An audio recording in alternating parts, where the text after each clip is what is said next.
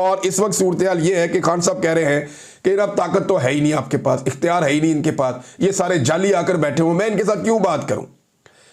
मैं तो बात करूंगा उनके साथ जिन्होंने ये सारा इख्तियार छीना है, जिनके पास ताकत है, जिनके पास फैसला करने की कुव्वत है। अगर मुल्क को बचाना है तो आ जाओ, मुझे कोई डील नहीं चाहिए। वो ये साफ कहता है कि मैं सारी जिंदगी जेल में गुजारूंगा। ये फवाद चौधरी का स्टेटमेंट आप देख लेना, यहाँ एक फवाद चौधरी का स्टेटमेंट है, ये इमरान खान साहब से मिलकर आए। इन्होंने कहा जी आज कई हफ्तों की तातुल के बाद इमरान खान साहब से अडयाला जेल में मुलाकात हुई। रवायती ट्राउजर और टी शर्ट में पसीने से शराबोर इमरान खान गैर मुतजलजल अपने मौकिफ से 1 इंच पीछे नहीं हटे। 2 साल की कैद जो बड़े बड़े लोगों को तोड़ देती है, इस मर्द जरी का कुछ नहीं बिगाड़ सकी।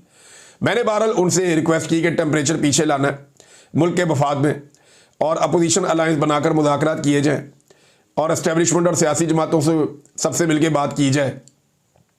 मुस्तकबिल के फ्रेमवर्क की तरफ हमें बढ़ना चाहिए, ये वाहिद सूरत है। तो इमरान खान ने बात सुनी और ये कहा कि अगली मुलाकात में बात करेंगे। मैं जानता हूँ इमरान खान साहब ने क्या होगा, ठीक है इस पर बात करेंगे, बाद में देखते हैं। तो इमरान खान आज भी वहीं खड़ा है। इस पे रज़ी ताहिर साहब ने एक स्टेटमेंट जो है वो कोट करके इमरान खान साहब का रिपोर्ट किया, और गालिबन ये कोट रिपोर्टर्स में से किसी ने सुनकर उनको बताया या वहाँ लीडर्स में से, ये जज के रूबरू इमरान खान साहब ने गुफ्तगू की। उन्होंने कहा अगर फील्ड मार्शल ने कसम खाई है तो मैंने भी कसम खाई है कि किसी सूरत यजीद के आगे नहीं झुकना। ये जनाब इमरान खान साहब का स्टेटमेंट है। इमरान खान साहब ने अली अमीन गंडापुर की भी क्लास ले ली, इमरान खान साहब ने बैरिस्टर गौर साहब की भी क्लास ले ली, और बैरिस्टर गौर साहब को तो उन्होंने कहा जी कि आप मुबारकबाद दें, और ये किस चक्कर में आप चल रहे हैं जनाब, हमारी पार्टी पॉलिसी, हमारी पार्टी लाइन एक अलग है। और इमरान खान की बहन ने भी बाहर आकर कहा कि जो पार्टी की पॉलिसी है वो कोई और नहीं देगा, वो इमरान खान साहब देंगे, और वो बताएंगे कि एक्चुअली पार्टी करना क्या चाहती है और पार्टी ने करना क्या है। अलीमा खान साहबा ने बाहर आकर क्या क्या कहा, ये कुछ चीजें मैं आपके सामने रखता हूं। एक, उन्होंने कहा मईशत, दहशतगर्दी और मोदी के खतरे की वजह से इमरान खान ने कहा कि मैं एस्टेब्लिशमेंट को कहता हूं कि आए बात करें, मैं बात करने को तैयार हूं। उन्होंने ये नहीं कहा कि मेरे दरवाजे खुले हैं, लेकिन पाकिस्तान के लिए बात करने को तैयार हूं। नंबर 2, इमरान खान ने आज कहा है कि जो एक कैदी की सहूलियत होती हैं वो मुझे नहीं दी जा रही, मुझे मेरा कानूनी हक नहीं दिया जा रहा। 8 दिन पहले 11 किताबें भेजी गई, लेकिन अभी तक इमरान खान को फराहम नहीं की गई। 8 महीनों में सिर्फ एक दफ़ा बच्चों से बात करवाई गई, जो कि 3 महीने पहले की गई थी। अच्छा जी, और उन्होंने बताया कि इमरान खान ने कहा है कि मैंने कहा था कि मोदी जख्मी जानवर है, ये पाकिस्तान पर हमला करेगा, ये दहशतगर्दी हो रही है, इसमें इंडिया मुलव्वस है, मतलब मोदी एक्टिव हो चुका है, कौम ने मुत्तहिद रहना है और अलर्ट रहना है, मोदी हमला करेगा। ये इमरान खान की बात अलीमा खान ने बताई। फिर बताया कि आइंदा जो भी कहेगा कि मुज़ाकरात हो रहे हैं, एक तो आपने इन खबरों पर एतमाद नहीं करना, और अगर पार्टी के अंदर से कोई कहे कि मुज़ाकरात हो रहे हैं तो आपने समझना है कि वो अफवाहें फैला रहा है और इसका पार्टी से कोई ताल्लुक नहीं है। वैसे लास्ट टाइम ये अली अमीन गंडापुर ने कहा था कि इमरान खान साहब ने मुज़ाकरात के लिए ग्रीन सिग्नल दे दिया या मुज़ाकरात की इजाज़त दे दी है। आज अली अमीन गंडापुर साहब बाहर आए तो बदले बदले थे, नॉर्मली वो मीडिया से ऐसे बातचीत भी नहीं करते, लेकिन आज आकर उन्हें अनाउंस करना पड़ा। उन्होंने कहा जी इमरान खान साहब ने मुझे कह दिया कि तहरीक चलानी है, अब मैं दोनों कंधे फराम करूंगा, मैं तहरीक चलाऊंगा, मैं ये करूंगा। तो जो अंदर इमरान खान साहब ने किया इन सब के साथ, यानी ये वो इमरान खान है जिसकी पार्टी है, उसका कंट्रोल है, ये सारे इमरान खान साहब की वजह से इक़्तिदार में बैठे हुए आकर। और एक आदमी जिससे पूरी कौम ने उम्मीद बांधी हुई है, उस आदमी को इन्होंने जेल के अंदर बंद किया हुआ है। और ये जो सियासतदान है, ये बाहर अपनी मौज मस्ती की जिंदगी गुजार रहे हैं, इन्हें परवाही कोई नहीं, ये अपने इक़्तिदार के नशे एंजॉय कर रहे हैं और स्टेटमेंट्स ऐसे देते हैं जैसे एक इधर का स्टेटमेंट देता है, एक उधर का देता है। इमरान खान की पॉलिसी को फॉलो कोई नहीं करता, 2-2 महीने उसकी मुलाकातें रोक देते हैं, ये वहां भी कुछ नहीं करते। तो आज इमरान खान साहब ने चंगी क्लास ली है, अली अमीन गंडापुर साहब की भी और बैरिस्टर गौर साहब की भी। मुख्तलिफ जो रिपोर्टें हैं उनके मुताबिक, जो लोग क्लेम कर रहे हैं, उन्होंने जो बताया उसके मुताबिक मैं चीजें आपके सामने रख रहा हूं। फिर नईम हैदर पंजूता साहब ने इमरान खान साहब से पूछा कि 6 मई को आपकी मुलाकात हुई थी, तो उस पर इमरान खान साहब ने बताया कि किसी से कोई मुलाकात मेरी नहीं हुई। तो ये तरदीद भी आ गई कि इमरान खान साहब की कोई मुलाकात हुई थी, उन्होंने इसके ऊपर तरदीद कर दी है। लेकिन दूसरी तरफ से वो अभी भी बज़िद हैं जिन लोगों ने ये खबर दी हुई है या जिन लोगों ने खबर फैलवाई है कि जनाब इमरान खान साहब से बात तो हुई थी।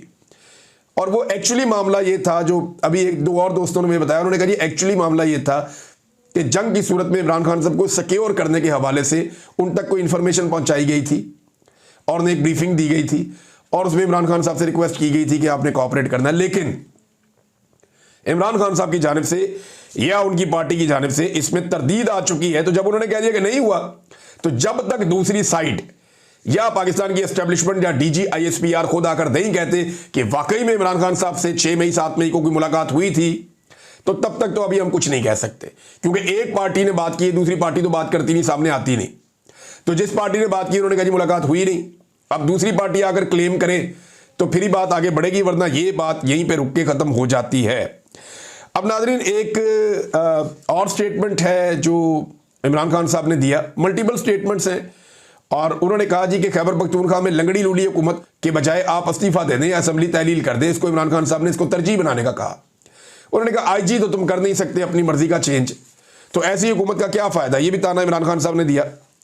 शेख वकास अकरम साहब के हवाले से मुझे एक सहाफ़ी ने बताया कि उनके हवाले से इमरान खान साहब ने कहा कि वो पेशावर से क्यों नहीं बाहर निकल रहे, अगर वो सूबे से बाहर नहीं निकलते तो फिर चेंज किया जाए ये जो ओहदा है इंफॉर्मेशन सेक्रेटरी का, कि शेख वकास अकरम साहब प्रेस कॉन्फ्रेंस नहीं कर पा रहे, सामने नहीं आ पा रहे, खुलकर पार्टी का बयानिया नहीं बयान कर पा रहे, तो ट्वीट करने से तो पार्टी नहीं चलती ना।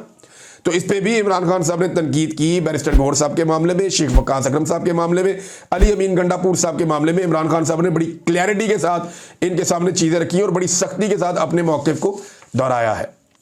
अब नाज़रीन, जो टिकटॉक हुकूमत है ना, ये जाली फार्म 47 के ऊपर बनी हुई वज़ीर आला, इन्होंने कहा कि जी 9 मई को जो है वो ज़्यादा नुकसान हुआ पाकिस्तान का, और भारत ने जो हमला किया ऑपरेशन सिंदूर में वो पाकिस्तान का उतना नुकसान नहीं हुआ।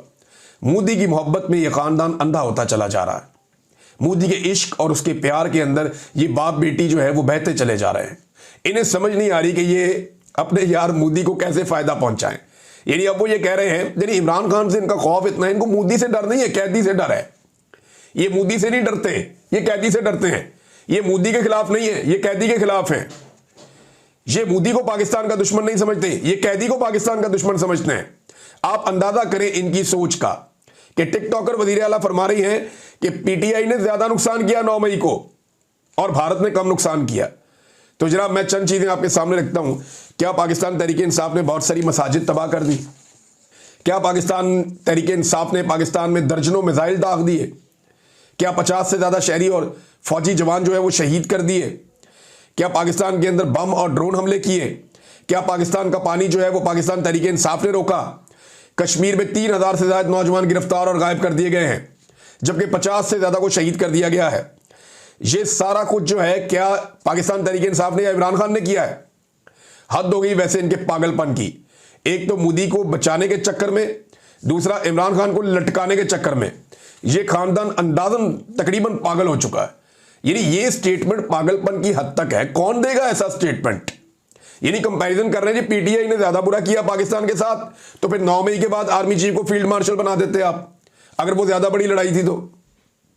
अगर वो ज्यादा बड़ी लड़ाई थी तो उसके ऊपर आप ज्यादा, वैसे उस लड़ाई को तो आज तक अपने सियासी फायदे के लिए इस्तेमाल किया गया। लोग एहतजाज करने निकले थे, पाकिस्तान तहरीक इंसाफ कहती है कि सीसीटीवी फुटेज लेकर आए, हमने तो किया ही कुछ नहीं, ना हमारी कोई प्लानिंग थी, और आज तक किसी अदालत में यह साबित भी नहीं कर पाए। यानी कोर कमांडर हाउस के अंदर तोड़फोड़ जो हुई उसको ये जोड़ लेंगे, बहुत सारे मदारिस जो टूट गए, मसाजिद में बच्चे और उस्ताद जो शहीद हो गए, ये उसके साथ जोड़ेंगे। दुश्मन मुल्क ने पाकिस्तान के मुख्तलिफ इलाकों पर हमला कर दिया, उसने मिसाइल दाग दिए, ये उसके साथ जोड़ेंगे। हद हो गई वैसे इनके पागलपन की और दुश्मनी की।